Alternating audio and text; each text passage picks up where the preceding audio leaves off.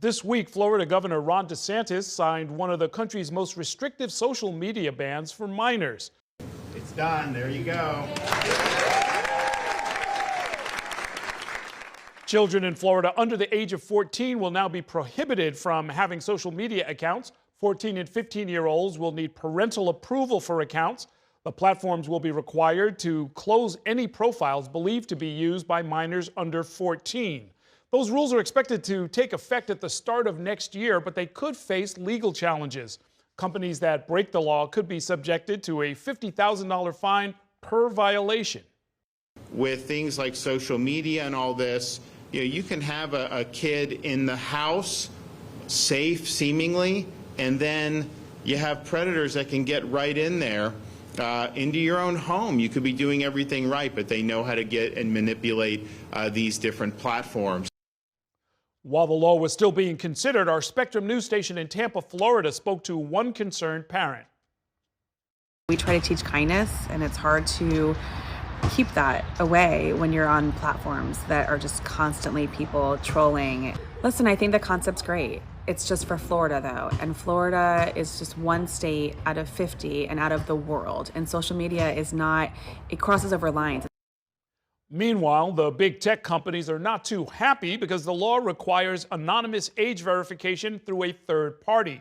NetChoice, a tech industry trade association which represents companies including Meta, TikTok, and Snap, is warning that the law will put Floridians' privacy at risk. Now, if you look across the country, similar laws in states like Arkansas, Utah, and Ohio have not fared well in the courts. In all three of those states, lawsuits by tech companies and free speech advocates have led to temporary court injunctions.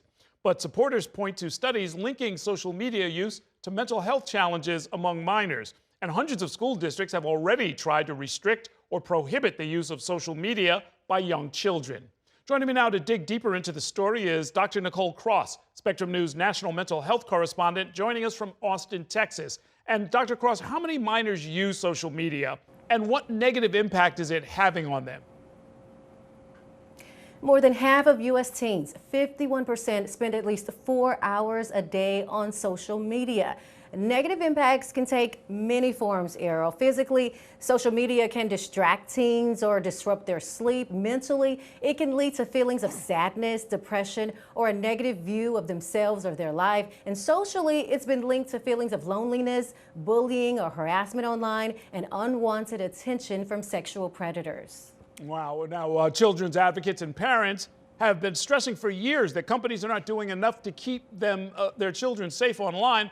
What is the current state of that question? What's being done in the U.S. to protect minors online? You know, the Federal Trade Commission has a so-called Children's Online Privacy Protection Rule in place to protect kids under 13 from harmful content online.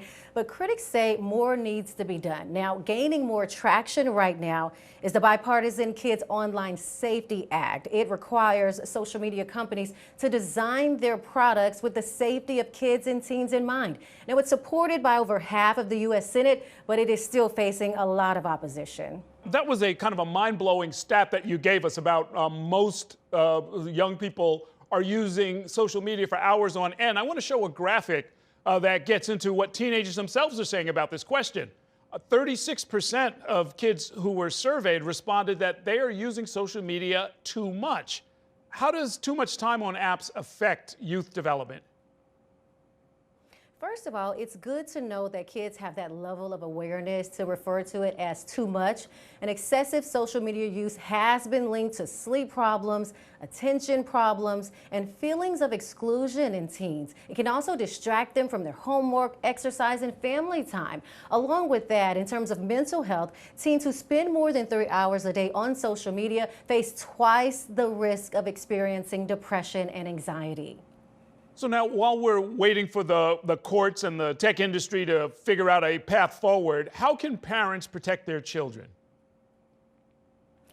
All right, so parents and caregivers can recognize that the frontal lobe, that decision-making part of the brain, it is not fully formed until the mid-20s. So teens still need some help and guidance in that department. They may react in ways that parents think they shouldn't, but they still need some assistance with that. Also, parents should monitor and discuss their child's social media use, talk with kids about red flags, and encourage them to speak up if they are being bullied or harassed. We also want parents to model healthy social media use.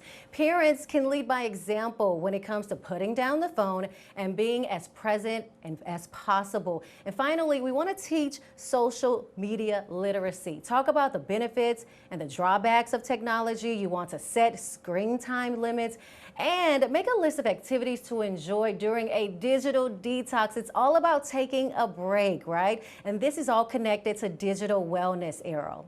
Okay, Dr. Nicole Cross, thank you very much. For more on how to help your child build healthy and safe digital habits, you can visit Boston Children's Digital Wellness Lab. That's at the link currently on your screen.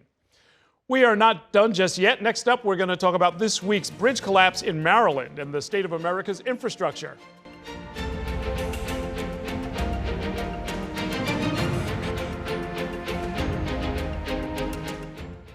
Thank you for watching our YouTube channel. Let Spectrum News be your resource for balanced, in-depth political coverage, and click the subscribe button right here. You can also download our app or watch us on TV to learn more about the candidates, where they stand on the issues, and more. We'll see you then.